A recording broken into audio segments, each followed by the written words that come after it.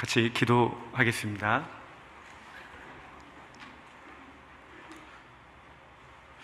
주님, 감사합니다. 저희를 죄악 가운데서 또 불러주시고 또 이렇게 몸된 교회 안에서 주님의 은혜 안에 이렇게 함께 모여 또 말씀을 듣고 또 교제를 할 수 있도록 우리의 발걸음을 또 인도해 주시고 또 우리의 마음을 또 만져주시고 또 우리의 마음을 지켜주신 주님의 은혜에 참으로 감사드립니다. 정말 주님 오실 날이 얼마 남지 않은 이 시대에 살아가고 있습니다. 우리 마음 또한 이 세상 것에 휘말리지 않도록 그 마음 붙잡아 주시고 오직 예수 그리스도의 그 사랑이 우리 마음 가운데서 늘 잊혀지지 않도록 날마다 주님의 사랑을 기억하며 하루하루 살아갈 수 있도록 항상 동행해 주시기를 간절히 기도합니다. 우리 가운데 병중에 있는 자, 또 시험 중에 있는 자, 여러 가지 많은 문제들과 또 여러 가지 곤란과 여러 가지 많은 형편 가운데서도 오직 주님 앞에 우리 마음을 또 지키고 좌로나 우로나 치우치지 않도록 늘 그 발걸음 인도해 주시기를 간절히 기도합니다. 이 시간 또한 부족한 자의 입술을 통해서 또한 주님의 말씀만이 온전히 증거될 수 있도록 함께 해 주시기를 기도합니다. 언제나 저희를 사랑하시는 예수님 이름으로 기도드렸습니다. 아멘. 예, 안녕하세요.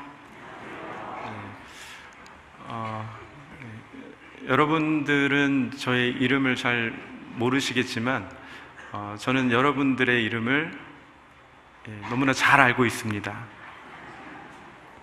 여기 각자 앉아 계신 여러분들의 이름은 그리스도인. 아마도 이 세상에서 가장 아름다운 이름을 내가 갖고 있다. 내가 가지고 있는 것이 무엇인지를 그 의미와 그 가치를 알 때요, 정말 내가 힘있게 살아갈 수 있는 그런 진정한 힘이 있지 않을까, 그런 생각을 합니다. 누구보다 이 세상에서 가장 행복한 사람들이 이 자리에 앉아 계시거든요. 본문 말씀 출애굽기 3장 한번 찾겠습니다.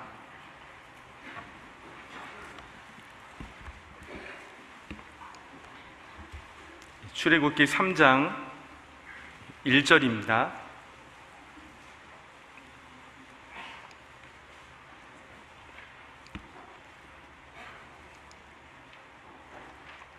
출애굽기 3장 1절부터 5절까지 같이 한번 읽어보도록 하겠습니다. 출애굽기 3장 1절부터 5절까지 같이 한번 읽어보도록 하겠습니다. 모세가 그 장인 미디안 제사장 이드로의 양무리를 치더니 그 무리를 광야 서편으로 인도하여 하나님의 산 호렙에 이르매 여호와의 사자가 떨기나무 불꽃 가운데서 그에게 나타나시니라. 그가 보니 떨기나무에 불이 붙었으나 사라지지 아니하는지라. 이에 가로되 내가 돌이켜 가서 이 큰 광경을 보리라. 떨기나무가 어찌하여 타지 아니하는고 하는 동시에 여호와께서 그가 보려고 돌이켜 오는 것을 보신지라. 하나님이 떨기나무 가운데서 그를 불러 가라사대 모세야 모세야 하시매 그가 가로되 내가 여기 있나이다. 하나님이 가라사대 이리로 가까이 하지 말라. 너의 선 곳은 거룩한 땅이니 내 발에서 신을 벗으라. 아마 이 본문 말씀은 잘 아실 거라 이렇게 생각을 하는데요, 이 5절 말씀을 보시면 하나님이 가라사대 이리로 가까이 하지 말라. 너의 선 곳은 거룩한 땅이니 내 발에서 신을 벗으라. 내 발에서 신을 벗으라. 왜 내 발에서 신을 벗으라 이렇게 말씀하셨을까요? 지금까지 가지고 걸어온 자기의 생각과 자기의 방법을 모두 버리라는 겁니다. 즉 자기의 인격과 정체성을 가지고 나아오라 이렇게 이제 말씀하시는 거거든요. 성경 여기저기에는 이런 말씀들이 많이 기록이 되어 있습니다. 하나님을 가까이 함이 내게 복이라. 하나님을 가까이 하는 것이 복이다. 그러나 지금 방금 읽은 본문 말씀에는 하나님은 내게 가까이 하지 말라 이렇게 말씀하셨습니다. 그 신을 신은 상태에서는 나에게 가까이 오지 말라는 겁니다. 우리의 신앙 회복도 자기 생각에 자기 감정의 신발을 신고 하나님 앞에 다가가려고 할 때 그것이요 마치 하나님은 내게 가까이 오지 말라. 그 신을 벗기 전까지는요. 자, 여기 잡으시고요. 열왕기상 14장 한번 보겠습니다. 열왕기상 14장 1절입니다.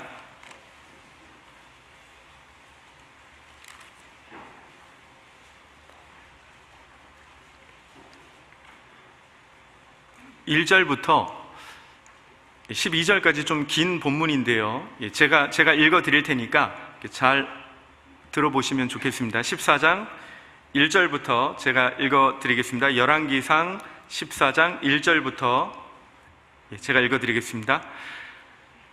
그때 여로보암의 아들 아비야가 병든지라.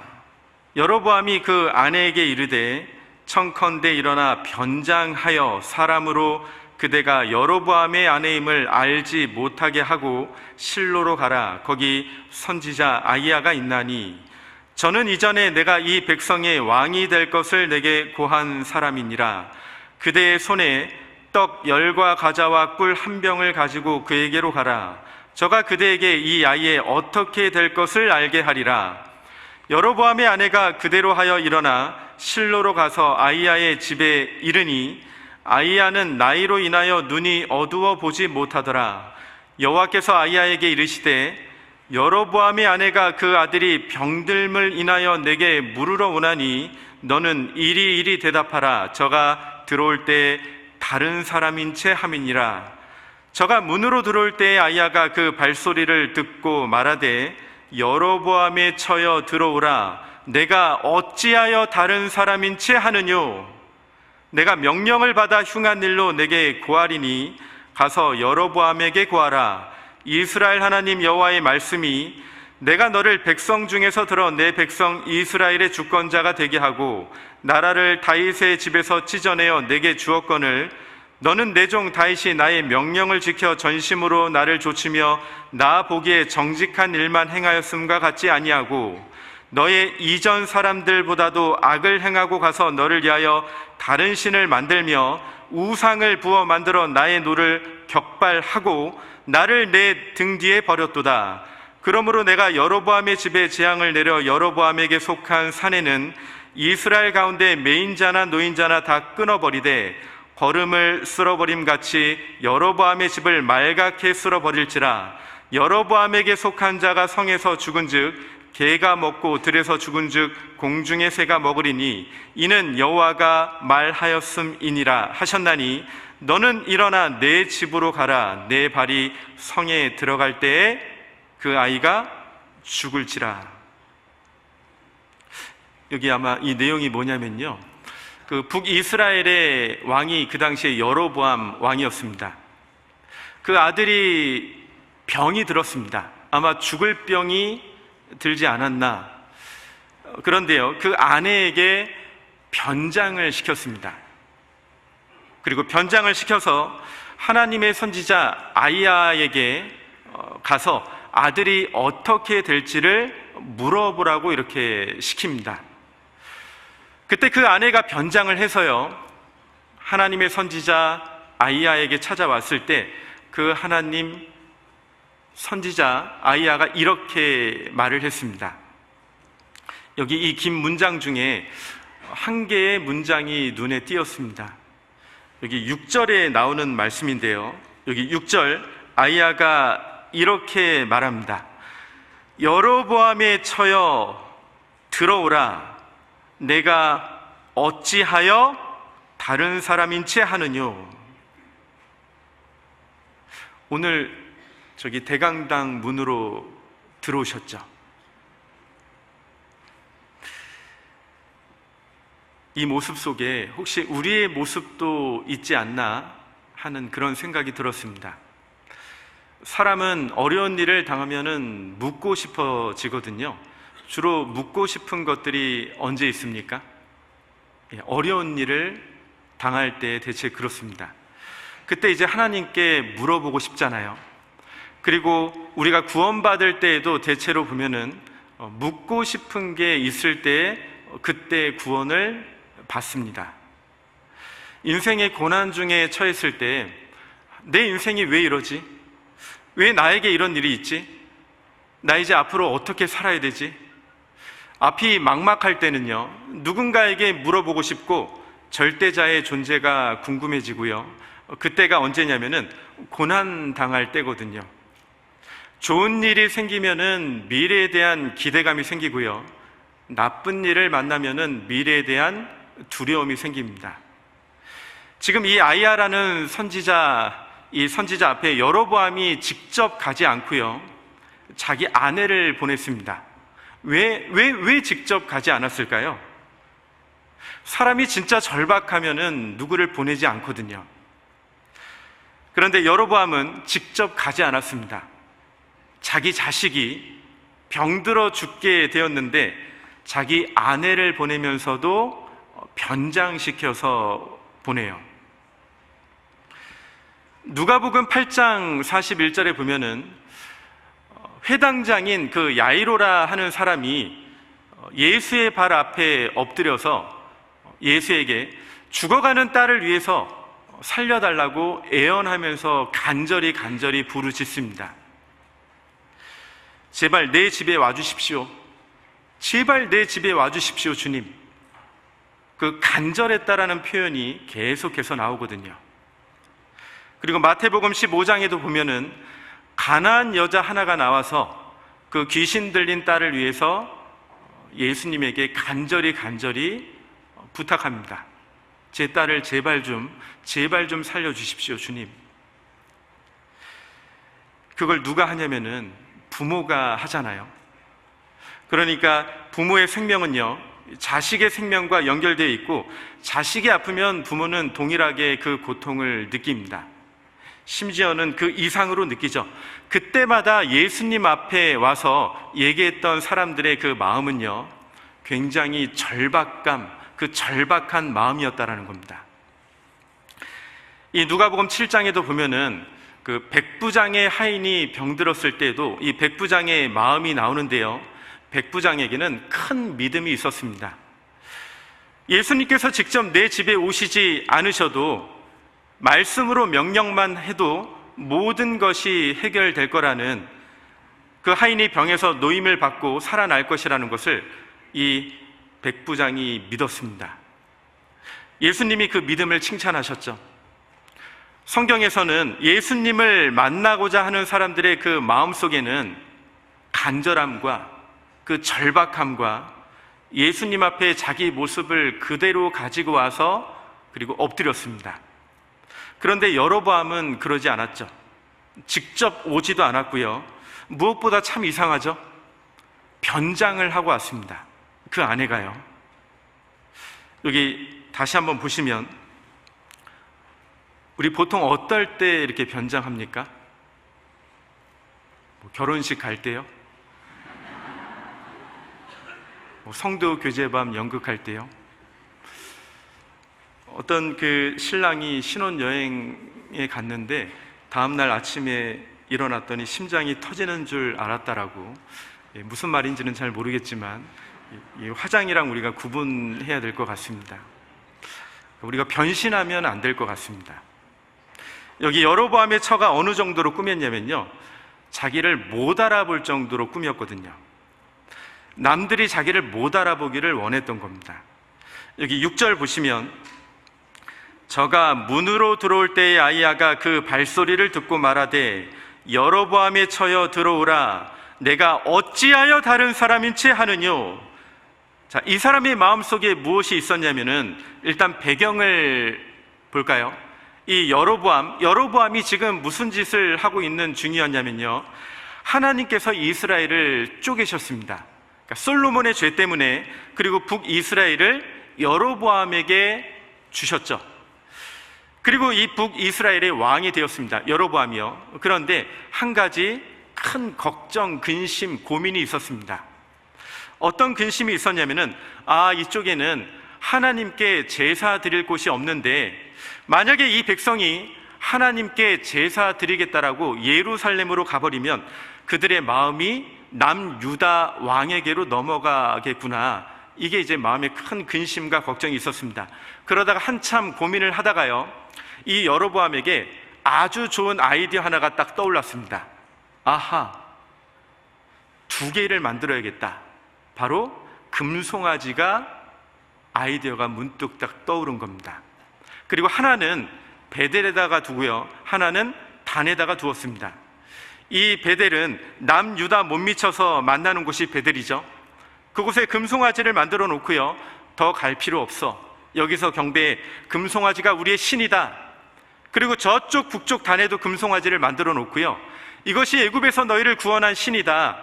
이 금송아지가 우리의 진정한 신이다. 이렇게 가르쳤습니다. 그러니까 우상을 만들어 놓고요, 정작 모든 백성들을 우상 섬기는 쪽으로 다 몰고 가는데요, 그런데 정작 자기 자식이 병들어 죽게 되니까 자기는 하나님께 묻고 싶은 거예요. 그러니까 하나님에 대한 지식이 있으니까요, 자기 양심에 금송아지 앞에 가서 내 자식이 어떻게 되겠습니까? 이렇게 묻지는 않잖아요. 문제는 뭐냐 하면은, 하나님께 가서 묻고자 할 때요, 다른 모습으로 갔다라는 겁니다. 다른 모습이요. 우리도 혹시 하나님 앞에 기도할 때 다른 사람인지 하지 않습니까? 이게 굉장히 중요한 문제입니다.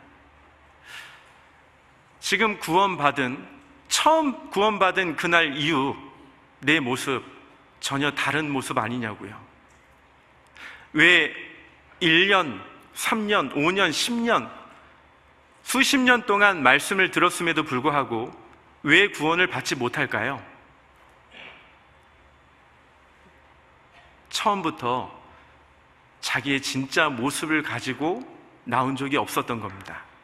처음부터 가짜였으니까요. 자신의 진짜 모습을 보여주기 싫은 겁니다. 왜냐하면 하나님 앞에 자기의 진짜 모습이 너무너무 부끄러운 겁니다. 하나님이 아담에게 아담아 아담아 내가 어디 있느냐, 내가 벗었으므로 두려워하여 숨었나이다. 내가 다른 사람인 채 마음으로 변장하고요, 하나님 앞에 기도할 때 하나님께서 내게 원하시는 답을 주지 않으시고 긴 시간 침묵하실 수도 있습니다.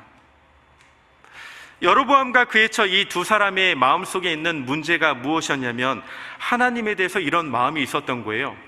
하나님, 내가 누구인지 알려하지 마시고 묻지도 말고 따지지도 마시고요, 제가 그냥 묻는 말에나 대답이나 해주세요. 이런 마음의 태도 있잖아요. 교만의 극치죠. 이런 마음으로요, 이런 모습으로 그 기도 응답을 받을 수 있을까요? 그렇지 않습니다. 내 문제에 대해서 답은 없기를 원하면서 그 하나님과 인격적인 관계는 원하지 않는 겁니다. 완전히 다른 사람인 채 하고 그 선지자 아이엘을 만나죠. 그런데 하나님께서 선지자 아이엘에게 미리 말씀하시잖아요. 그 눈도 어두운 선지자가 그 여로보암의 처가 오기도 전에요, 여로보암의 처여 들어오라, 내가 어찌하여 다른 사람이지 하느뇨. 아마 등에서요 식은땀이 났을 겁니다. 우리가 혹 하나님께 간구하는 많은 내용들 있잖아요. 하나님께 기도할 때요, 그 문제만 가져가시면 안 되고요, 먼저 나를 가져가야 됩니다. 나의 인격과 나의 정체성을 가지고 그분 앞에 무릎 꿇고요, 나를 먼저 내려놔야 될 겁니다. 하나님, 저에게 이 돈 문제가 있습니다. 이 경제적인 문제가 있습니다. 주님, 저에게 이 자식 문제가 있습니다. 주님, 저에게 이런 인간 관계의 문제가 있습니다. 그러나 그 문제만 가져가면 안 되고 나를 가지고 내려놔야 됩니다. 자, 지금 방금 전에는 자신의 그 자식의 죽음 앞에서요, 이 자신의 모습을 발견하지 못한 여로보암의 그 이야기를 말씀드렸습니다. 자, 지금 말씀드리는 것은 이제는 자신의 죽음 앞에서 자신을 발견하는 모습입니다. 이사야서 38장 한번 보겠습니다. 이사야 38장입니다.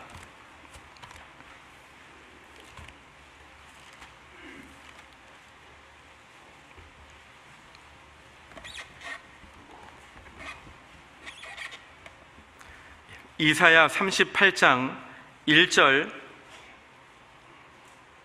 1절부터 제가 읽어드리겠습니다.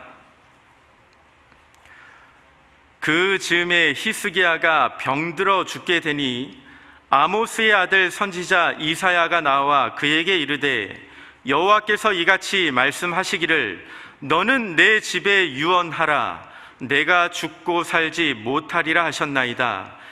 히스기야가 얼굴을 벽으로 향하고 여호와께 기도하여 가로되, 여호와여 구하오니 내가 주의 앞에서 진실과 전심으로 행하며 주의 목전에서 선하게 행한 것을 추억하옵소서 하고 심히 통곡하니, 이에 여호와의 말씀이 이사야에게 임하니라. 가라사대, 너는 가서 히스기야에게 이르기를, 내 조상 다윗의 하나님 여호와께서 이같이 말씀하시기를, 내가 내 기도를 들었고 내 눈물을 보았노라. 내가 내 수 안에 15년을 더하고. 자, 이 말씀은 히스기야 왕의 그 이야기를 말씀하고 있습니다. 아수르와의 그 대전을 앞두고요, 갑자기 닥친 죽음에 대한 생각을 하게 된 겁니다.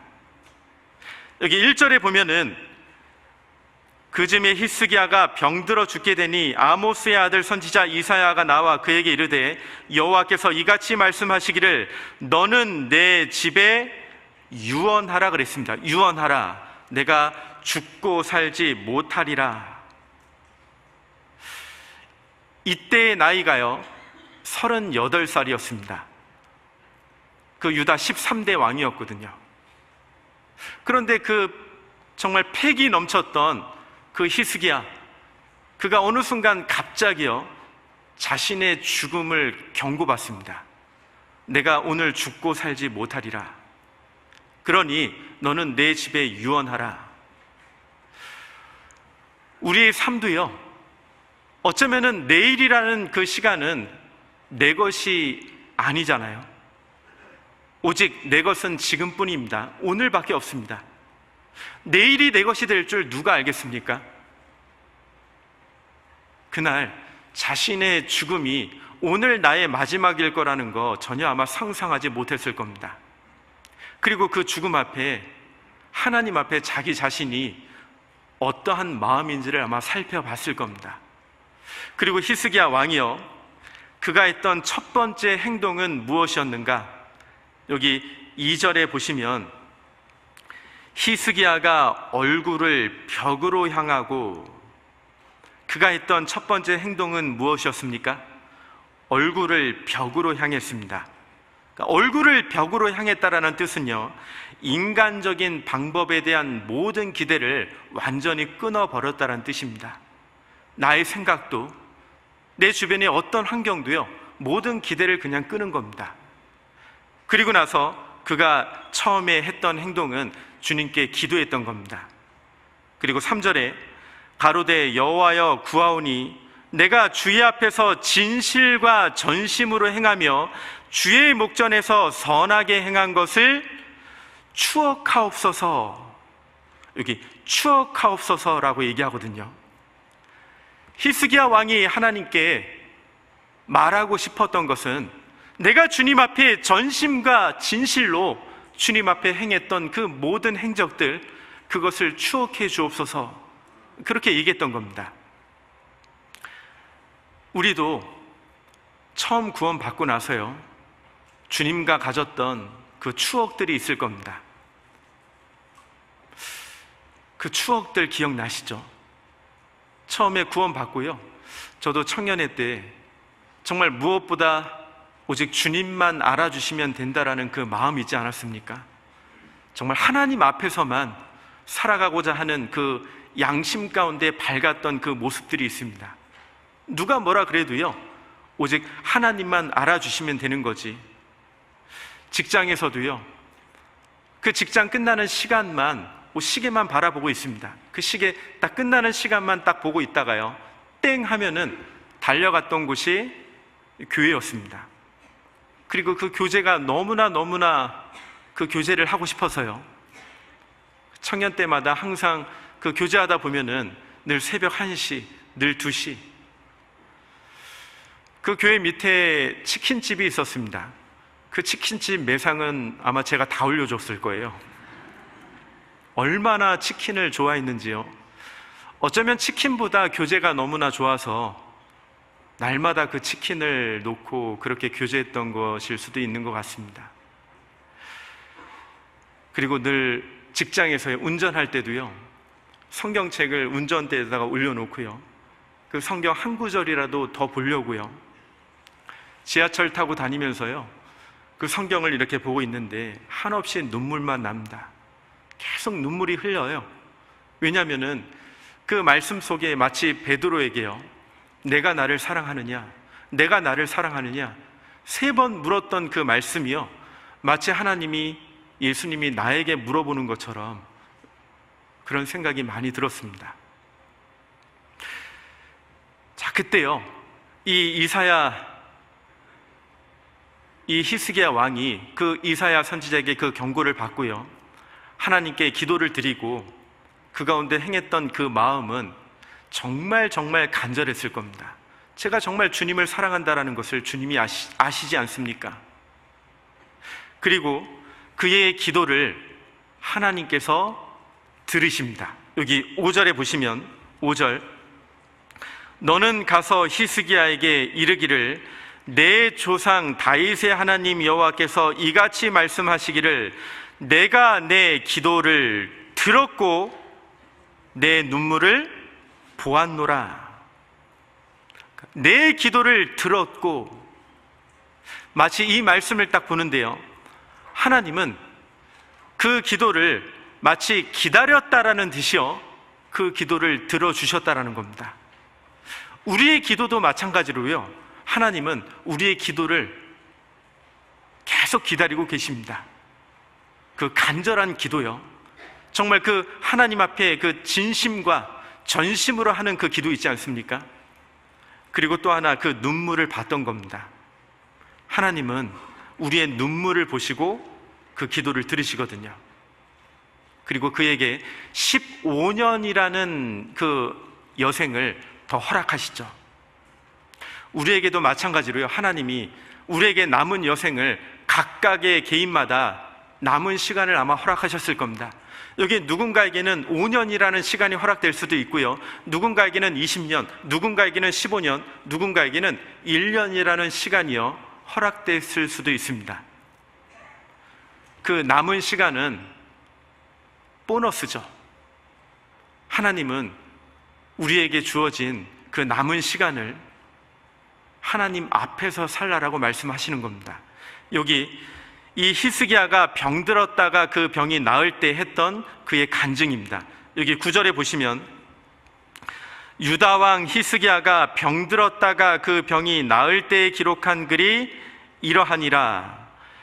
10절, 내가 말하기를 내가 중년에 자, 중년에 그랬잖아요. 한창의 나이 때, 황금 시간, 그 전성기 때예요. 프라임 타임. 그때 음부의 문에 들어가고, 음부의 문에 들어갔다는 얘기는 그 죽음을 넘어간다라는 뜻을 얘기하고 있는 겁니다. 그리고 그 죽음 앞에서 연연을 빼앗기게 되리라 하였도다. 남은 여생을 빼앗기게 되리라 하였도다. 11절입니다. 내가 또 말하기를 내가 다시는 여호와를 배웁지 못하리니 생존 세계에서 다시는 여호와를 배웁지 못하겠고 내가 세상 거민 중에서 한 사람도 다시는 보지 못하리라 하였도다. 여기 다시는 세 번이 반복이 되죠. 내가 이럴 줄 알았더라면 오늘이라는 그 시간을 내가 정말 헛되이 보내지 않았을 텐데, 오늘이 나의 마지막이 될 줄 알았더라면, 그의 간절한 마음이 이 구절에서 느껴지지 않습니까? 오늘이라는 시간은 우리에게 주어진 기회라는 뜻입니다. 어떤 시인이요, 날마다 우리가 지낸 하루의 흔적은 영원한 세계를 향한 결과이며 도전이다라고 얘기합니다. 오늘 내가 어떻게 살았느냐에 따라서요, 영원한 세계로 그 시간이 환전된다라는 거 아십니까? 하나님이요, 인간에게 주신 세 개의 금이 있다라고 얘기하죠. 뭐죠? 소금, 황금, 지금이라고 얘기합니다. 지금. 어떤 분이 그러시더라고요. 현금, 지금, 입금? 네, 이거 아니고요. 이러시면 곤란합니다. 네, 지금입니다. 지금, 오늘이요, 내 삶에 가장 소중한 날이라는 것을 알고 있습니까? 그리고 오늘이요, 나의 삶 가운데 가장 젊은 날이라는 거 알고 계십니까? 그리고 오늘 지금이요, 내가 행동할 수 있는 시간이라는 거 아십니까? 제가 하나 여쭤보겠습니다. 지금까지 살아오시면서요, 구원받고 살아오시면서요, 이 말씀을 듣고 사셨습니까? 아니면 정말 믿고 사셨습니까? 그냥 듣고만 사는 사람이 있고요, 정말 이 말씀 하나하나가 믿고 사는 사람이 있거든요. 정말 이 말씀을 믿었다면요, 그 사람의 삶 가운데 행동이라는 것은 반드시 나옵니다. 믿음은 행동과 일치하니까요. 아, 허탄한 사람아, 내가 행함이 없는 믿음이 헛것인 줄을 알고자 하느냐? 우리 조상 아브라함이 그 이삭을 제단에 드릴 때 행함으로 의롭다 하심을 얻은 것이 아니냐? 내가 보거니와 믿음이 그의 행함과 함께 일하고 행함으로 의롭게 된 것이 아니냐? 믿음과 행함이요, 같이 동반합니다. 자, 그리고 히스기야는 여기 15절에 이제 결심하게 되죠. 15절, 주께서 내게 말씀하시고 또 친히 이루셨사오니 내가 무슨 말씀을 하오리이까? 내 영혼의 고통을 인하여 내가 종신토록 가끈히 행하리이다. 그 영혼의 고통으로 인해서요, 그 죽음 앞에요, 그 영혼의 고통을 느끼면서 그가 했던 결심이 무엇인가? 가끈히 행하리이다. 가끈히, 내가 이제는 신중히, 이제는 부지런히, 이제는 겸손히 행하겠노라. 이제는 그 은혜를 기억하면서 내가 주님 앞에 살겠노라. 이 결심을 했던 겁니다.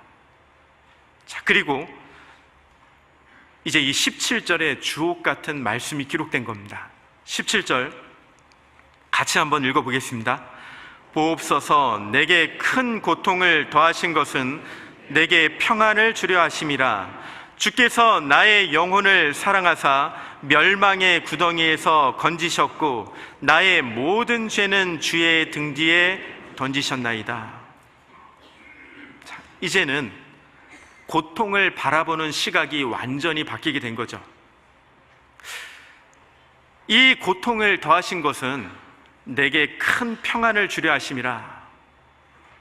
그리고 그가 영원한 죄, 자신의 죄가 영원히 용서되었다라는 것을 깨닫게 된 겁니다.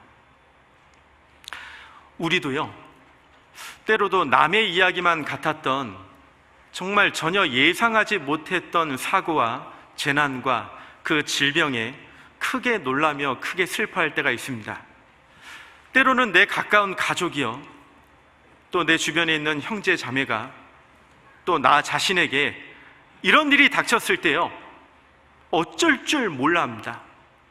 어떻게 나에게 이런 일이 있을까? 그리고 지금까지 살아왔던 그 일들에 대해서 회상하고 또 추억하고요, 또 후회하기도 하죠. 그리고 그것을 위해서 간절히 구하게 됩니다. 정말 그때 비로소 전심으로 구하게 되죠. 그러다 그것이 해결되었을 때 정말 큰 기쁨으로, 큰 감사로 주님 앞에 이제는 새로운 마음으로 살아가겠다라는 그 다짐을 하게 되기도 하죠. 그리고 결심을 합니다. 그러나 잘 생각해 보십시오. 내가 지내온 그 모든 과거 가운데 그 모든 가시들이요, 그 크고 작은 모든 가시들이 변장된 은혜였다라는 것을 우리가 알게 됩니다. 때로는 우리에게 처한 모든 환경과 모든 결과들이요, 결과론적으로는 하나님께서 나에게 가장 좋은 것을 주시기 위한 훈련의 길이었고요, 그리고 그것이 신앙의 성장을 향한 복음의 진보가 되는 길이었다라는 것을 이내 깨닫게 됩니다. 각오를 하게 만들죠. 그리고 전혀 생각하지 못한 것들을 발견하게 됩니다. 갇혀 있었던 시선에서요, 이제는 좀 더 멀리 볼 수 있는 시선으로 바뀌게 됩니다. 이전에는 전혀 경험해 보지 못했던, 그 전에는 육신적으로만 봤던 관점에서요, 이제는 주 안에서 보는 관점으로 바뀌어가고 있다는 것을 이제 알게 되죠. 우리가요, 하나님의 관점에서 보게 되는 겁니다. 여기 고린도 후서 12장 한번 찾겠습니다. 고린도 후서 12장입니다. 12장 7절입니다. 12장 7절, 7절부터 제가 읽어드리겠습니다. 여러 계시를 받은 것이 지극히 크므로 너무 자고하지 않게 하시려고 내 육체의 가시 곧 사단의 사자를 주셨으니 이는 나를 쳐서 너무 자고하지 않게 하려 하심이니라.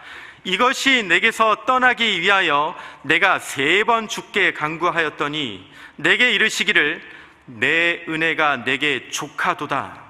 이는 내 능력이 약한 데서 온전하여짐이라 하신지라. 이러므로 도리어 크게 기뻐함으로 나의 여러 약한 것들에 대하여 자랑하리니 이는 그리스도의 능력으로 내게 머물게 하려 함이라. 여기 보면요, 도리어 크게 기뻐할 수 있었다라는 것.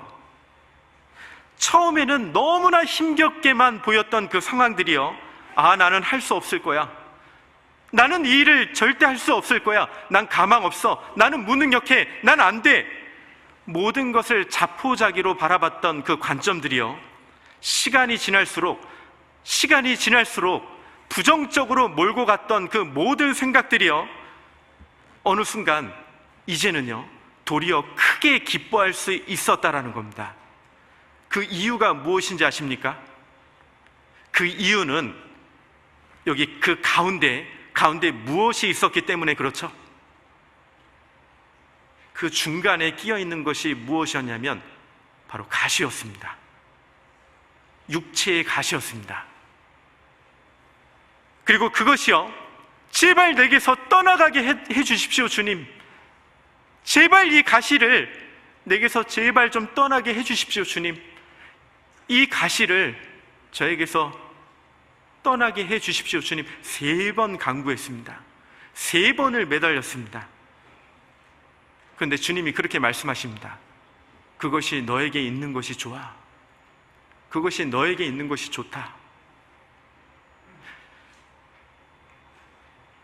이 사도 바울이요, 그 간절한 기도와 몸부림이, 그 가시가, 그것이 내게서 떠나가게 해달라고 했던 그 간절한 몸부림이요, 도리어 크게 기뻐하게 될 수 있었다라고 고백합니다. 어떻게 도리어 크게 기뻐할 수 있었을까요? 그 답이 바로 그리스도의 능력으로 내게 머물게 하려 함이라. 이것이 바로 답이었습니다. 내 생각, 내 지식, 내 감정, 내 계획, 나의 달란트, 이것이 나에게 크게 기뻐했던 것이 아니라 내 능력이 약한 데서 운전하여진 것, 약한 그곳에서 그리스도의 능력을 맛볼 수 있었고 체험할 수 있었다는 겁니다. 그래서 그 가시가요, 그리스도의 능력이 내게 머물게 했었다라는 것을 알게 해주었던 그 가시였다라는 것을 깨닫게 된 거죠. 자, 우리에게도요, 고통과 고난이 있고요, 때로는 그 외로움이 있습니다. 아마 지독한 외로움이 올 때도 있습니다.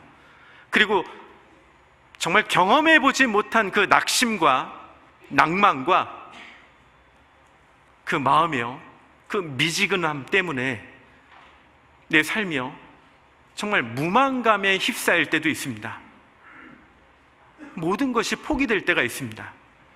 그러나요, 그 순간에도 내가 다시 기뻐할 수 있었던 이유는 하나님의 능력이 내게 머물 때, 그때 내 마음이요, 주님과 가장 가까워질 때고, 그때가 바로 주님 앞에 순전과 정직한 마음을 가질 때입니다.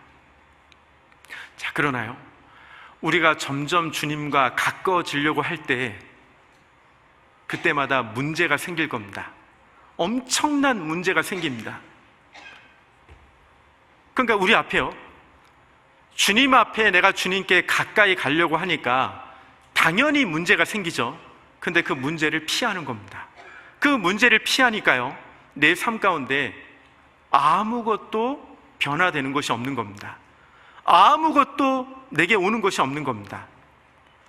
그런데요, 주님과 더 가까워지려고 할수록 반드시 문제가 생길 수밖에 없습니다. 여러분, 욥에게는 그 어마어마한 고통과 고난이 찾아왔습니다. 대풍이 몰아오고, 그 대풍 때문에 모든 재산이 다 없어지고요, 심지어는 자기 10자식이 다 죽습니다. 그리고 자기 몸에는 정말 만신창이 될 정도로 몸에 병이 돋았습니다. 날마다 분초마다 괴로워요. 그 질병의 가시 때문에요. 그리고 그 슬픔의 가시 때문에요. 그리고 그 옆에 있는 아내는 욥을 또 시험하죠. 당신이 그래도 자기의 순전을 끝까지 그렇게 지키시려고 합니까? 도대체 하나님이 하나님이 우리에게 무엇을 해주었습니까? 우리에게 이런 걸 주시려고, 결국 이런 걸 주시려고 허락하셨습니까? 우리가 주님 앞에 당신이 어떻게 살았습니까? 그래도 당신이 끝까지 그 순전을 굳게 지키시려고 합니까? 차라리 이제는 하나님을 욕하고 죽어버립시다. 차라리 죽어버립시다 얘기하잖아요. 그때 욥이 이렇게 얘기합니다. 당신의 말이 어리석은 여자의 하나의 말과 같도다. 그 다음에 너무나 중요한 말씀을 하죠. 우리가 여호와께 복을 받았은즉, 그 다음에 뭐죠? 재앙도 받지 아니하겠느냐. 우리가 여호와께 복을 받았은즉, 우리가 주님께 구원을 받았다라면요, 그 재앙도요 반드시 올 거라는 겁니다. 또 올 겁니다. 내가 이기지 못할 그 상처와 고통도 올 겁니다. 그러나 우린 그것을요 예측할 수 있고 예비할 수 있습니다. 그 가시가요, 인간관계의 가시가 올 수 있고요, 또 가난의 가시가 올 수 있고요, 감정의 가시가 올 수 있고요, 그리고 가난의 가시가 올 수 있습니다. 외로움의 가시가 올 수 있습니다. 그 모든 가시 있지 않습니까? 그 가시를 내가 준비할 수 있습니다. 어떻게 해요? 주님 앞에 내가 살아가고 있더라면요, 내가 주님을 사랑하고 있더라면요, 내가 주님 앞에 순전과 정직함을 가지고 살아갈 수 있더라면요. 시편 66편 보겠습니다. 시편 66편입니다.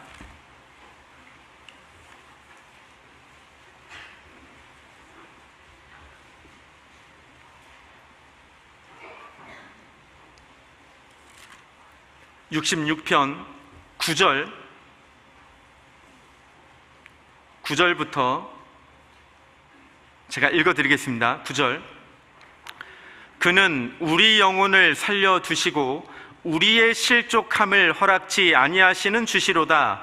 하나님이여, 주께서 우리를 시험하시되 우리를 단련하시기를 은을 단련함같이 하셨으며 우리를 끌어 그물에 들게 하시며 어려운 짐을 우리 허리에 두셨으며. 12절은 같이 읽어보겠습니다. 사람들로 우리 머리 위로 타고 가게 하셨나이다. 우리가 불과 물을 통행하였더니 주께서 우리를 끌어내사 풍부한 곳에 들이셨나이다. 여기 12절에 보면은 사람들로 우리 머리 위로 타고 가게 하셨나이다. 이게 다른 번역에 보면요, 우리의 머리를 짓밟게 하시니. 히브리어 원어에 보면 히르카브탈 레로쉐노 바노라는 뜻을 가지고 있습니다. 이 뜻의 의미가요, 전쟁에서 패한 자가 굴욕과 수치를 당한다라는 뜻입니다. 마치요, 구원받은 그리스도인에게는요, 굴욕과 수치가 올 것이라는 것을 얘기하는 거거든요. 이 전쟁에서 지면은 굴욕과 수치가 온다라는 것을요, 오늘날 우리 시대에 조금은 이해가 될 것 같습니다. 왜요? 러시아와 우크라이나, 이란과 하마스, 이스라엘.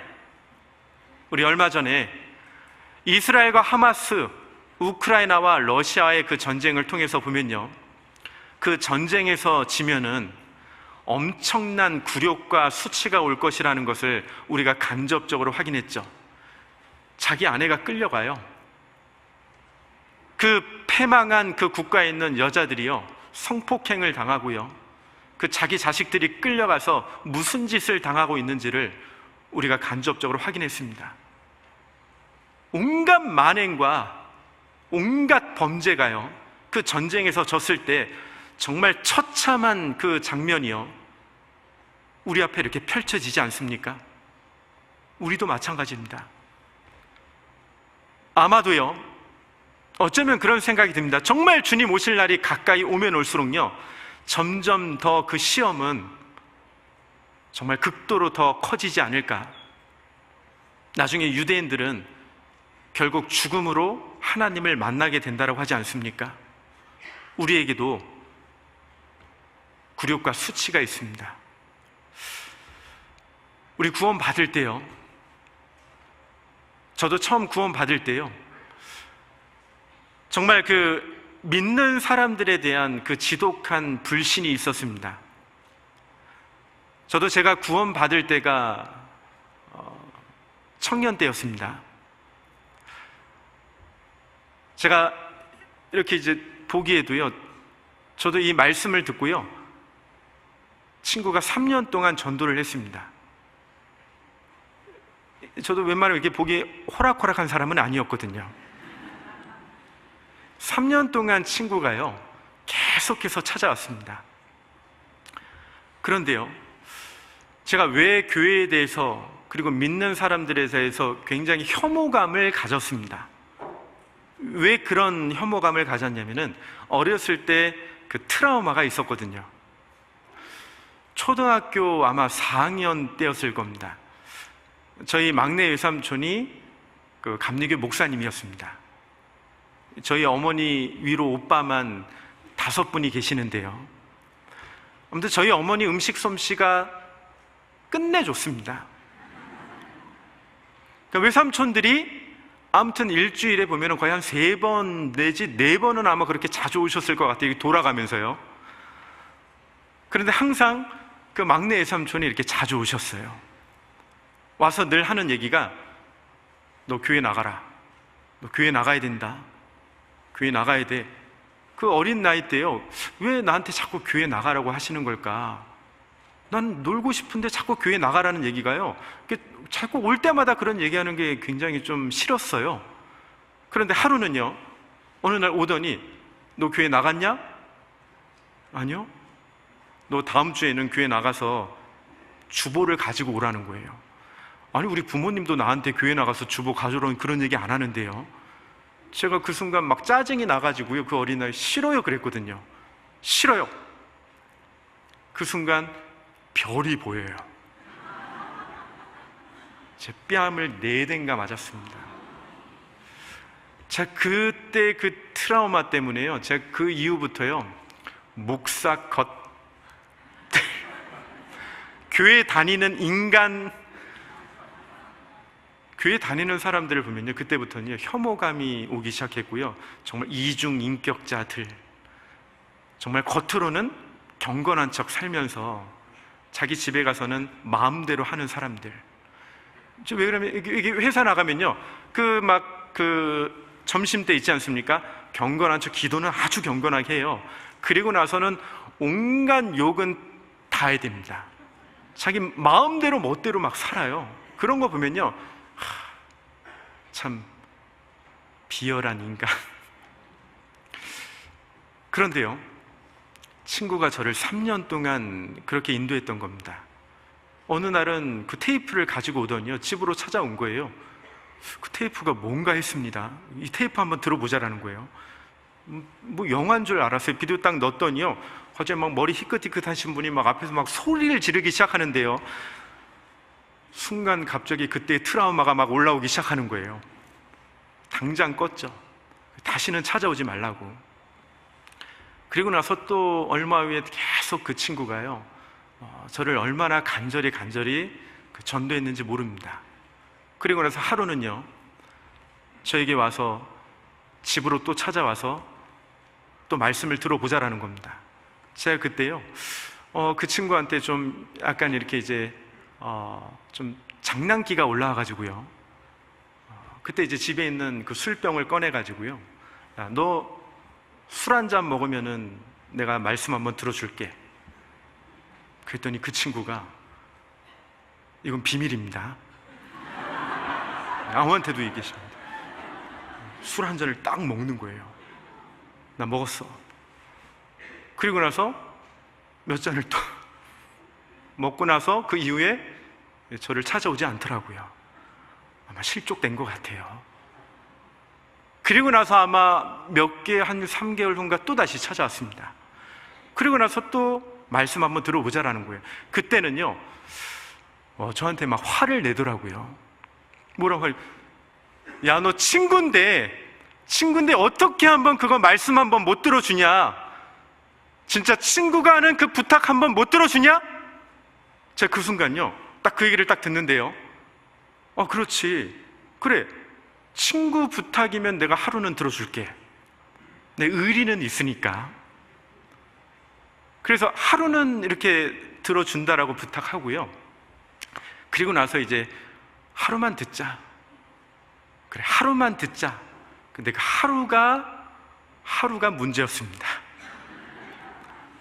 그때 상계역에서, 그 공릉역에서 그 인덕원역까지 가는데요, 얼마나 후회가 되는지요. 2시간 가량 가까이 그 지하철을 타고 가는데요, 내가 왜 거기를 가자고 그랬을까 막. 그런데 일단 의리상 제가 부탁한 거니까, 제 친구 의리상 그래도 의리는 있으니까 약속 한 번은 지켜주자. 근데 그 하루가 문제였어요. 하루를 듣는데요, 저는 당연히 그 말씀이 그냥 뭐 교회 나오라는 얘기고 뭐 똑같은 그냥 종교적인 얘기 하는 줄 알았는데요, 그 첫날 죽음과 영혼이라는 얘기를 했습니다. 그런데 그 죽음이라는 그 단어 앞에 제가 과거에요, 중학교 때 그 트라우마가 하나 있었습니다. 뭐였냐면은 물에 빠져서 한번 죽을 뻔했거든요.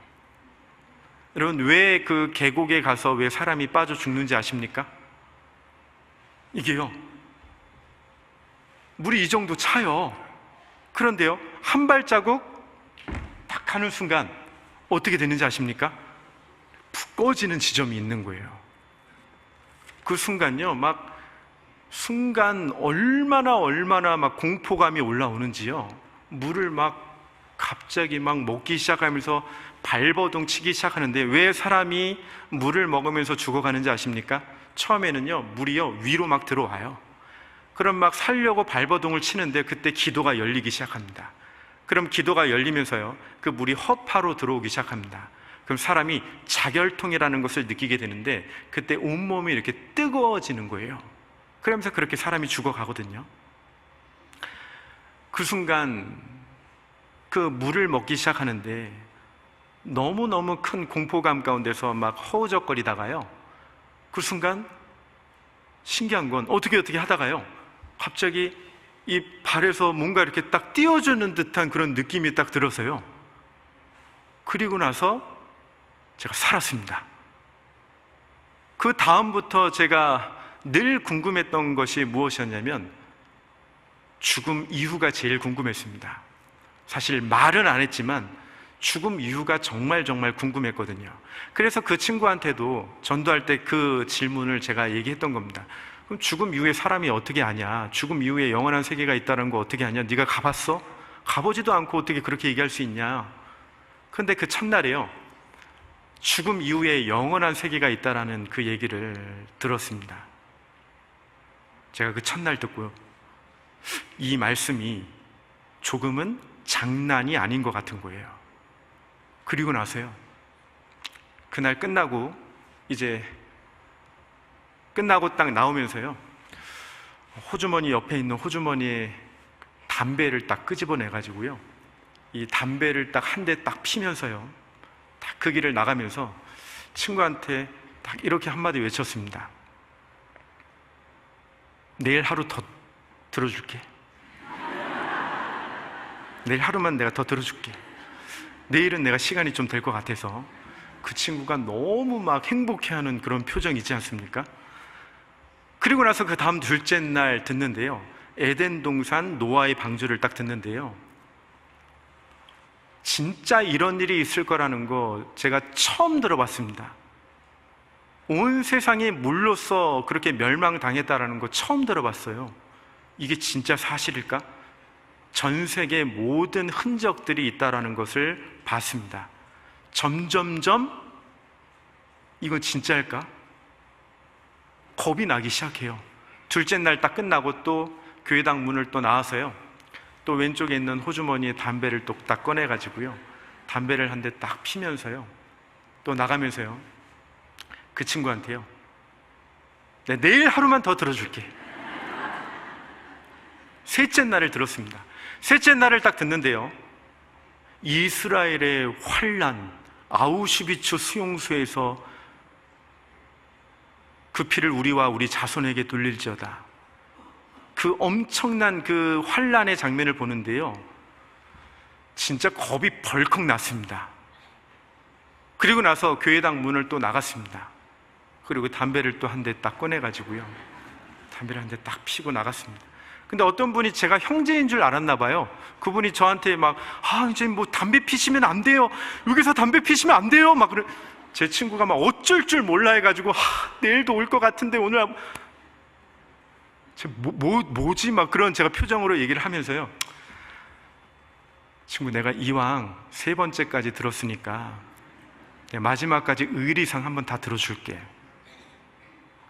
넷째 날, 다섯째 날, 여섯째 날까지 말씀을 듣고 나서요,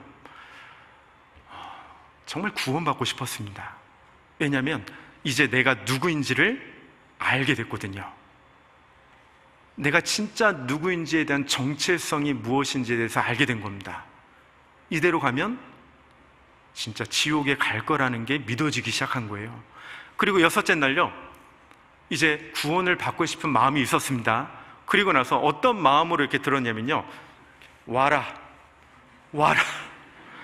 뭔가 와야 될 것 같아요. 뭔가 이렇게 찌릿한 그런 느낌이 와야 될 것 같은 거예요. 근데 그런 느낌이 전혀 없어요. 그리고 나서 딱 끝났습니다. 뭔가 허망해요. 뭔가 와야 될 것 같은데, 그 순간요, 옆에 있는 제 친구와 그 옆에 있는 청년분들이요, 딱 짐작이 가죠. 그분들이 나 때문에 옆에 쫙 이렇게 일렬로 앉아 있다라는 걸요. 그러면서 친구가 딱 한마디 외칩니다. 끝나자마자 구원 받았어? 이러는 거예요. 제가 그 순간 그냥 저도 모르게요, 마치 거기에 응해야 될 것 같다는 생각에 그냥 제가 받았어라는 말은 안 했습니다. 그냥 고개만 이렇게 끄덕였습니다. 그리고 나서 집으로 돌아갔어요. 그런데요, 양심에 그런 마음이 올라오는 겁니다. 나는 구원이 아닌 것 같은데요, 저는 확실하게 믿음이 안 생긴 것 같습니다. 주님, 정말 나를 구원해 주실 주님이시라면 저를 좀 구원해 주십시오, 이렇게 기도했습니다. 그리고 나서요, 정말 자존심 다 꺾고요, 친구한테 전화했습니다. 나 사실 구원 아니야, 나 거짓말했다, 나 어떻게 구원 받아야 되냐. 그 친구가 당장 다음 날 오라는 거예요. 그리고 2시간 가까이 또 지하철을 타고 인도원까지 갔습니다. 그리고 나서 그때 상담을 했거든요. 제가 2가지 질문이 있었습니다. 첫 번째는 이 성경을 알기 전에, 이 성경이 있기 전에 있었던 사람들은 도대체 어떻게 되는 걸까? 그리고 왜 선악과를 왜 만들어서 왜 먹게 했을까? 근데 그 질문에 대한 딱 답을요, 딱 한마디로 딱 정리가 돼버리더라고요. 4글자였습니다. 자유의지. 아, 그렇구나. 주님은 내가 선택하기를 원했던 거였어요. 내가 주님께 가기를 원했던 거였습니다. 그래서 그 시간을 허락했던 거였구나. 그래서 그 기간 동안의 그 시간, 너무너무 고통스러웠던 그 시간을 허락했던 거였구나. 그리고 나서 그제서야 이제 복음을 알게 됐습니다. 그리고 나서요, 제가 이제 이 호주머니에 있는 담배를요, 이제 어떻게든 끊어보려고요, 얼마나 몇 번을 부러뜨리고 던지고 했는지 몰라요. 그리고요, 이게 도저히 안 되니까요, 이제 교회당에 갔는데 이걸 아직도 끊지를 못하니까 나중에는 그 교회당 뒷골목에 몰래 가가지고요, 이걸 딱 또 혼자서 몰래 이렇게, 혹시 그 식후땡이라고 들어보셨는지 모르겠습니다. 참을 수 없는 유혹.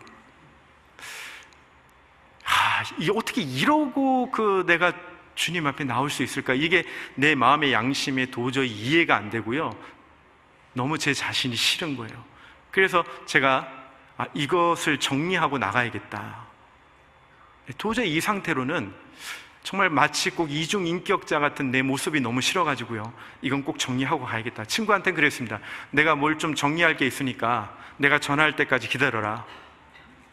그리고 나서 1년 6개월이라는 시간이 흘러버렸습니다. 제 삶 가운데서, 제 인생 가운데 아마 가장 고통스럽고 가장 악했던 시간은 그 1년 6개월이지 않았을까, 그런 생각이 들어요. 얼마나 악한 일을 행했는지 모릅니다. 그리고 나서요, 그 1년 6개월쯤 되던 해에 또 친구가 찾아왔습니다. 정말 그때는 너무나 간절하게 눈물로써 원하더라고요. 딱 마지막으로 한 번만 부탁한다. 이 말씀 한 번만 마지막으로 한번 들어보자.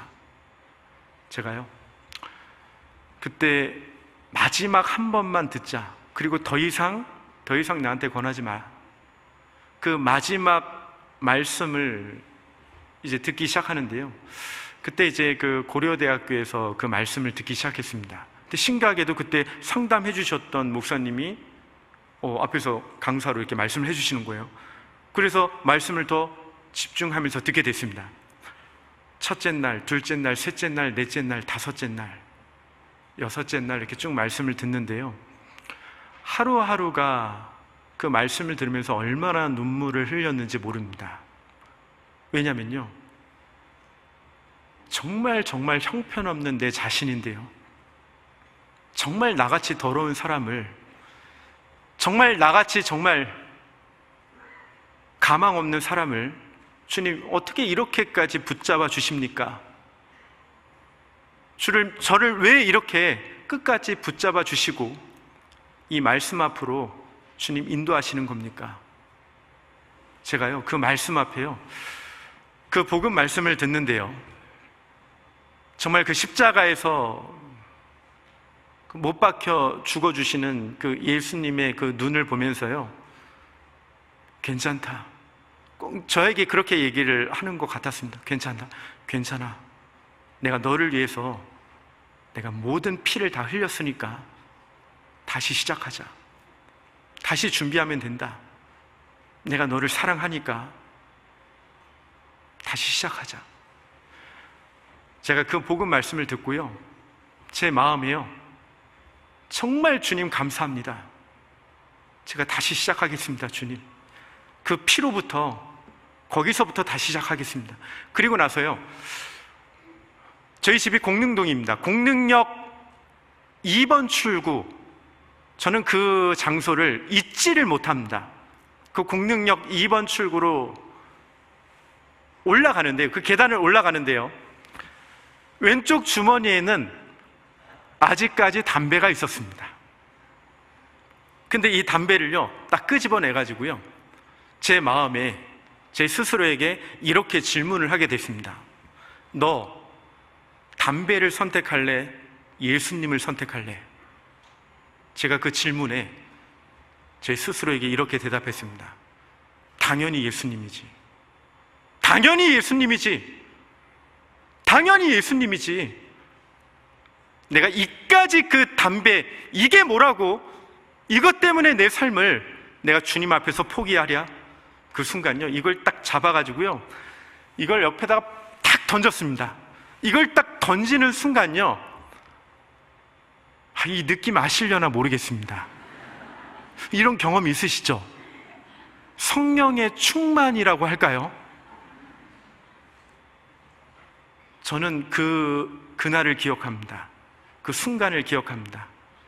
그때 주님이 저와 너무나 제 마음 가운데 가까이 계셨다는 사실을요, 그리고 제 마음에 각오하게 되었다는 사실을요, 아, 이제는 시작이구나, 이제는 내가 결심할 수 있는 거구나, 주님, 제가 이제 시작하겠습니다. 그러면서 동시에 느꼈던 감정이 뭔지 아십니까? 나는 이제 뭐예요? 죽었다. 나는 이제 죽었다라는 겁니다. 왜 죽었다라고 생각했는지 아십니까? 제가 그 당시에 그 의류부 쪽에 영업부 대리로 있었습니다. 저희 회사가요, 얼마나 회식 자리가 많은지 몰라요. 그보다도 훨씬 더 제 직속 상관이었던 팀장의 그 기질을 제가 알고 있기 때문에요, 아주 고지식하고 아주 독한 인간, 죄송합니다. 예. 그리고 나서 제가 각오하게 된 게요, 나는 이제 주님 앞에서 살 겁니다. 그리고 제가 그 다음날 처음으로 식사 자리에서 기도했습니다. 그 팀장 앞에서요. 사람이 나에게 어찌하랴? 기도했습니다. 기도하고요, 딱 눈을 떴는데요, 제가 지금까지 살아오면서 그 팀장의 그런 얼굴은 제가 처음 봤어요. 정말 그렇게 막 혐오스러운 표정으로 저를 바라보는 그 모습 아직도 기억합니다. 그러면서 딱 한마디 외치더라고요. 진짜 꼴값한다. 그리고 나서요, 이제 그날 저녁에요, 회식 자리가 있었습니다. 회식. 제가요, 그 회식 자리 우리 팀장한테 그랬습니다. 저 술 안 먹습니다. 술 못 먹습니다. 팀장이요, 왜 못 먹는데? 제가 그랬습니다. 제가 오늘 좀 몸이 아파서. 제가 집에 돌아가서 얼마나 후회가 됐는지 몰라요. 내가 왜 정확하게 정직하게 얘기하면 되지, 하나님 앞에서 내가 못 먹는다라고 얘기하면 되는데 왜 굳이 그런 변명을 했을까? 자신이 너무너무 싫은 거예요. 그리고 나서 3일 후에 또 회식 자리가 있었습니다. 그리고 나서 제가요, 그때는요, 못 먹습니다라고 얘기하지 않았고요, 저 술 안 먹습니다. 저 이제 그리고 못 먹습니다. 왜? 저 예수님 믿게 되었습니다. 그 순간 아마 여기 사회생활 다 해보신 분들은 아시죠? 제가 사회생활 하면서 아마 그런 욕은 제가 아마 처음 다 들어봤을 겁니다. 살면서 그런 쌍스러운 욕은요, 제가 처음 들어봤습니다. 괜찮았습니다. 그리고 나서 15일 후에요, 회식 자리가 있었습니다. 일본에서 온 바이어들 오고요, 저희 사장님 오시고 직원들 다 오고 막 이상한 사람들 막 뒤에서 막 들어와서 앉아있고, 그곳에 가는데요, 거기서 얼마나 후회가 됐는지요. 내가 왜 여기를 왔을까? 여기를 오지 말았어야 됐는데 왜 여기를 왔을까? 폭탄주가 돌아가기 시작합니다. 폭탄주가 돌아오는데, 이게 제 자리까지 이렇게 오기 시작하는데요, 딱 순간에 느낌이 오죠. 딱 팀장이 저를 딱 힐끔 딱 쳐다보고 있는 게 딱 느껴져요. 야, 너는 이제 죽었구나. 어떻게 할래? 술잔이 제 앞으로 딱 오는 순간요, 제가요 그때 고개를 숙여서요 그 술잔을 보고요 이렇게 한마디 외쳤습니다. 죄송합니다! 이 한마디를 외치고요 그 자리를 박차고 나가버렸어요. 여러분, 제가 이렇게 얘기하지만 그 공간에서 이렇게 나간다라는 게 얼마나 식은땀이 흐르는지 아십니까? 그 순간 나가서요 계단을 올라가는데요, 그 순간 갑자기 공능력 2번 출구가 떠오르는 거예요. 그때 그 마음이요 너무너무 행복했습니다. 제 삶 가운데 정말 너무너무 감사했습니다. 정말 주님 앞에 그렇게 결심하고 그렇게 행동할 수 있다는 게 이것이 은혜구나. 그리고 나서 이제 한 2주 후에 그 회사 잘렸습니다. 괜찮아요. 왜냐하면 주실 것을 알기 때문이에요. 우리가 구원받고 우리가 세상에서 무시받고요, 우리가 세상에서 비록 아무것도 아닌 사람처럼 보이지만 우리 절대 아무것도 아닌 사람 아닙니다. 우리 절대요, 여기 앉아 계신 우리 형제 자매님들, 우리 소수거든요. 그리고 무명한 자가 아닙니다. 무명한 자 같으나 유명한 자들이 여기 앉아 계시거든요. 예수님이 제자들에게 전도하러 가라고 할 때요 비유를 들어주시잖아요. 초대를 다 했는데 나는 장가 간다, 나는 밭을 일구러 가야 된다, 나는 소를 샀다, 다 못 온다라고 했을 때요, 그때 주님은 가난한 자들 사거리에 길거리에 가서 내 집을 채우라 그랬습니다. 그때 왔던 사람들이요 병든 자들, 저는 자들, 낮은 자들, 그들이 그곳으로 왔습니다. 주님 앞으로 오는 겁니다. 주님은 그렇게 낮은 자를요 부르시고 낮은 자를 기다리고 계시거든요. 모세의 나이 41세에 그 애굽의 모든 학문을 다 통달했을 때요, 그때 자기의 열정을 가지고요, 자기의 그 에너지를 가지고요, 자기 민족을 구해내고자 하는 그 열정이 있었습니다. 내가 이제 해보겠다, 내가 이제 시작해보겠다 라고 한 그 순간, 그때 하나님은 모세를 데려다가 애굽의 그 미디안 광야로 굴리시는 겁니다. 그 광야로 보내지 않습니까? 그 광야에 40년이라는 시간을 허락하시는 겁니다. 생각해 보십시오. 그 전에 그 왕자 같은 그 환경과 그 입장에서 살았던 그 40년의 시간과 이제는 그 미디안 광야에서 얼마나 외롭고 고독했던 그 시간들을 이제 모세가 그 시간들을 이제 지나가는 겁니다. 40년, 나이가 80세에 돼서요 얼마나 초라합니까? 그때도요 그냥 지팡이 하나 들고 그냥 목동으로 그렇게 살아가던 그날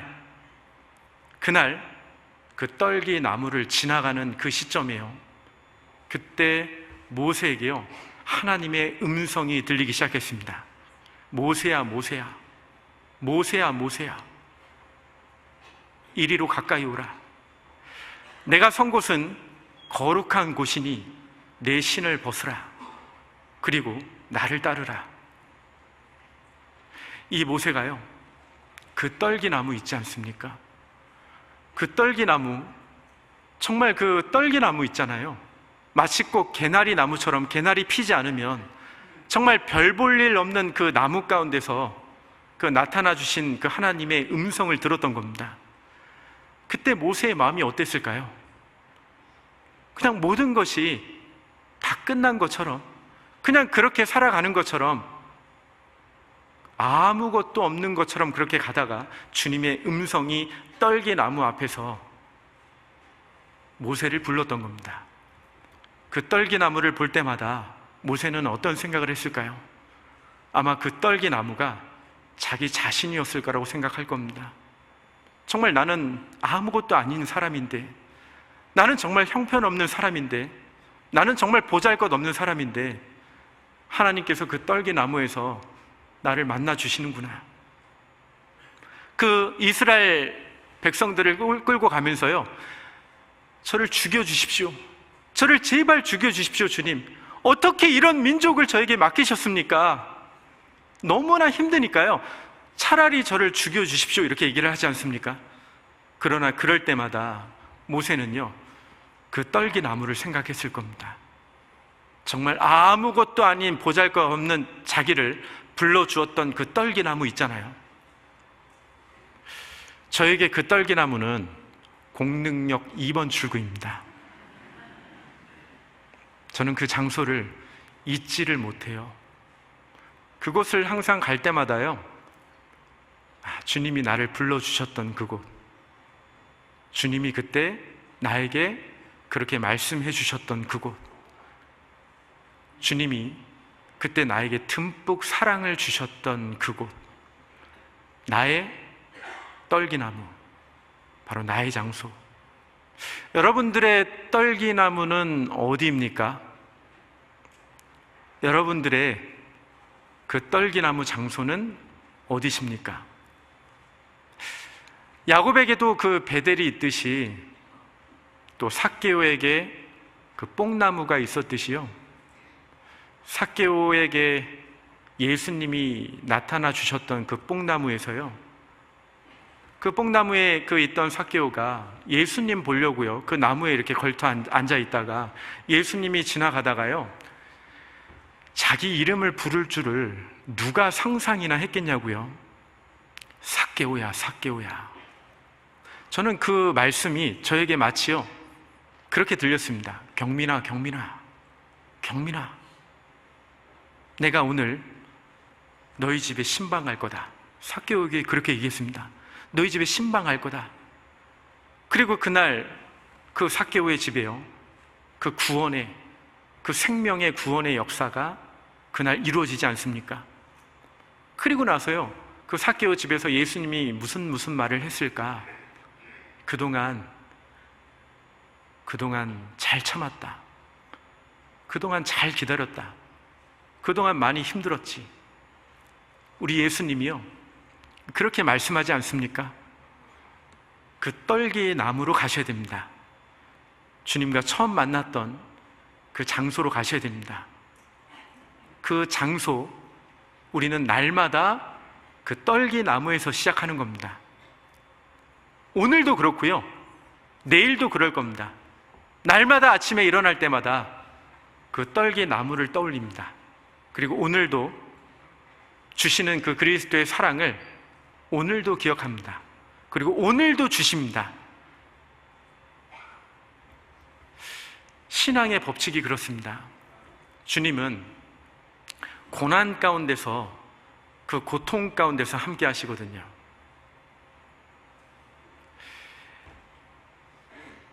시편 66편 12절 다시 한번 보겠습니다. 66편 12절. 사람들로 우리 머리 위로 타고 가게 하셨나이다. 우리가 불과 물을 통행하였더니 주께서 우리를 끌어내사 풍부한 곳에 들이셨나이다. 풍부한 곳에 반드시 드리는 그 날이 올 겁니다. 그 날이요. 우린 그 날을 소망하면서 살아갈 겁니다. 고린도 후서 1장 한번 찾겠습니다. 고린도 후서 1장 12절입니다. 1장 12절 같이 한번 읽어 보겠습니다. 우리가 세상에서 특별히 너희에게 대하여 하나님의 거룩함과 진실함으로써 하되 육체의 지혜로 하지 아니하고 하나님의 은혜로 행함은 우리 양심에 증거하는 바니 이것이 우리의 자랑이라. 자, 이제는요, 육체의 지혜로 하지 않습니다. 이제 뭘로 한다고요? 하나님의 은혜로 행하는 겁니다. 하나님이 나를 가장 사랑하실 때가 언제인지 아십니까? 형편없을 때요, 연약할 때요, 죄인 되었을 때요, 가망 없을 때, 그때 하나님이 나를 사랑하시거든요. 내 실체를 알았을 때 그리스도의 사랑이 나를 강권하시는도다. 그때부터 시작되는 겁니다. 여러분, 신앙생활은요, 어디에서부터 시작되는 거냐면요, 내게 주신 모든 은혜를 무엇으로 보답할꼬? 라는 질문으로부터 시작됩니다. 그러니까요, 여러분, 내가요, 이제 결심하고 뭔가를 시작하려고 한다.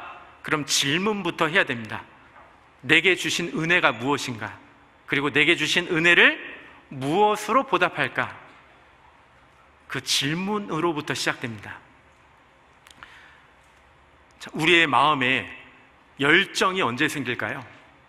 우리 마음에요, 그 성령의 충만은 언제 생길까요? 이 미국의 수학자이자 철학자였던 알프레드 노스 화이트헤드라는 교수가 이런 말을 했습니다. 보통 교사는 짓거린다. 좋은 교사는 잘 가르친다. 훌륭한 교사는 모범을 보인다. 그러나 위대한 교사는 불을 지른다라고 하잖아요. 불을 지르는 겁니다. 여러분, 윌리엄 보덴 아십니까? 이 윌리엄 보덴이요, 이 사람이 고등학교 졸업할 때 할아버지에게 어마어마한 상속을 받았습니다. 그리고 이 아버지가 보덴에게 너 견문을 넓히기 위해서 세계 일주를 하고 와라, 이렇게 얘기합니다. 그리고 나서 이 보덴이요, 고등학교를 졸업하고 이 윌리엄 보덴이 세계 일주를 쫙 했습니다. 일주를 하고 난 다음에, 그리고 나서 아버지가 물었습니다. 그래, 세계를 여행하고 오니까 어떤 생각이 들었냐고. 그랬더니 이 보덴이 하는 말이요, 아버지, 제가 세계를 여행하고 오니까 그 가운데 정말 가난한 사람, 정말 불쌍한 사람들이 생각보다 너무나 많았습니다. 그런데 아버지, 그거보다 더 불쌍한 건 이 복음을 듣지 못해서 지옥 가는 사람들이 얼마나 많은지를 제가 알게 되었습니다. 아버지, 그래서요, 제가 선교사 되기로 마음에 결심했습니다. 아버지가 그 얘기 듣더니 멘붕이 온 거예요. 이러려고 보낸 게 아니었는데. 그 아들의 보덴의 그 마음이 너무나 확고하니까요, 그래, 그럼 네 뜻대로 해라. 그리고 나서 이 보덴이요, 이제 신학대학 입학한 그 첫날 프리스턴 신학교에 들어가 가지고요, 자기의 결심을 가지고 이제 이 첫날 성경책에다가 뒷장에다가 그 날짜를 적고요, 거기에다가 이렇게 썼습니다. 지체할 시간이 없다라고 이렇게 썼습니다. 지체할 시간이 없다. 그리고 신학대학 공부를 마치고요, 그가 가장 하고 싶었던 게 뭐냐면 중국에 있는 이슬람 신자들에게, 아마도 거기에 있는 그 누군가 그 지인이 있었던 것 같아요. 그리고 그곳에 복음을 전하기로 마음의 결심을 합니다. 그런데 처음 가서 하기 뭐하니까 먼저 이집트로 넘어가서 그들의 정서와 문화와 언어를 배우고 나서 그 다음에 중국으로 가려고 할 그 찰나에 그 젊은 나이에 뇌수막염에 걸립니다.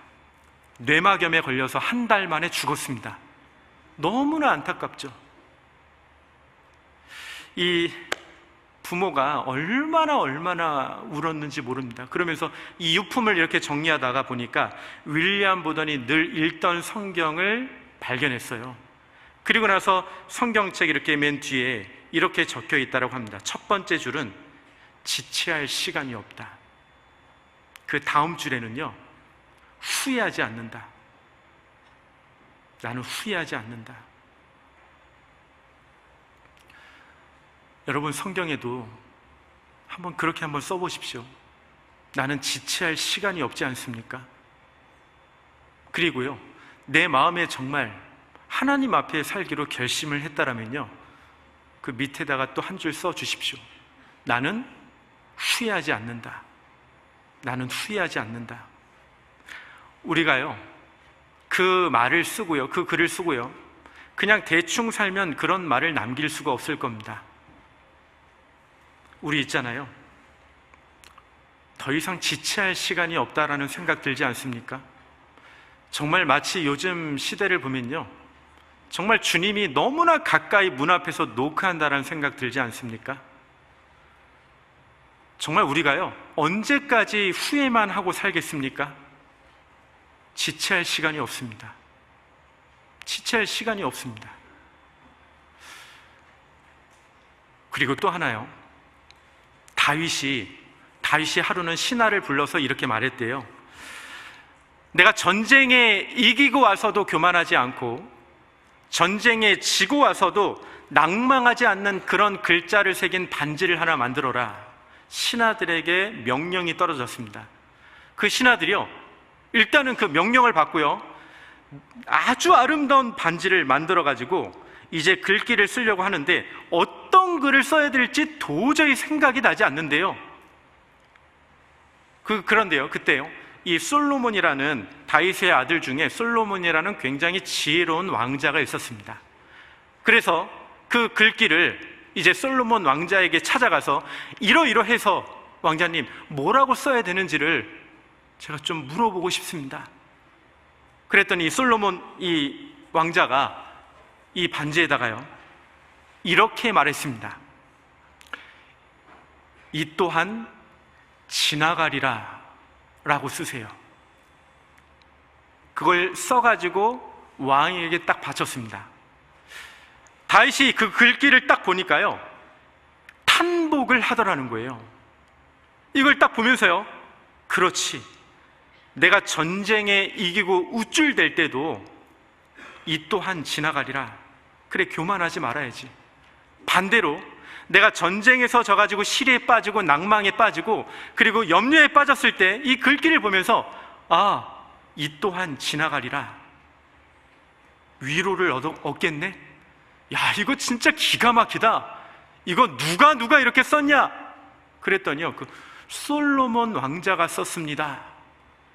이 다윗이요, 그 말을 듣고 저놈을 후계자로 삼아야 되겠다. 이런 전설 같은 이야기가 그 미두라시라는, 유대인의 지혜에서 미두라시라는 책에 나오는 이야기거든요.